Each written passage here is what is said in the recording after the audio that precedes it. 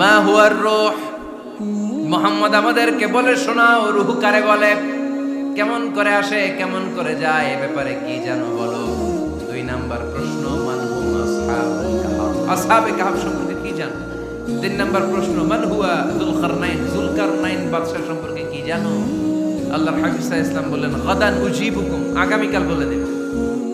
কি বললেন? সবাই বলেন উত্তরে কি বললেন? আগামীকাল বলে দেব। তো আগামীকাল সবাই এসে হাজির। বলো, 3টা প্রশ্ন রেখেছিলাম গতকাল, উত্তর বলো। আল্লাহর হাবিব সাল্লাল্লাহু আলাইহি ওয়াসাল্লাম বলতে পারলেন না, কারণ ওহী আসেনি।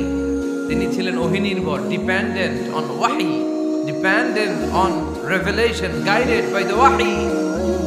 তিনি এর পরের দিনে বললেন গাদান উজিবুকুম, আগামীকাল বলবো। এর পরের দিনে এরা এসে হাজির, উত্তর নাই।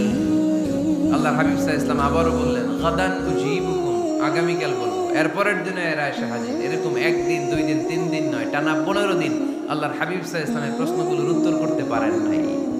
আল্লাহর হাবিব সাল্লাল্লাহু আলাইহি সাল্লামের নবুয়তি জিন্দেগিতে এত বিব্রতকর পরিস্থিতিতে তিনি কখনো পড়েন নাই। ইহুদিরা প্রতিদিন এসে হট্টগোল করে আর মক্কায় রটনা ছড়ায়, দেখো এই লোকটা যদি সত্যি নবী হতো তাহলে তো উত্তর করতে পারত, ঠিক কি না?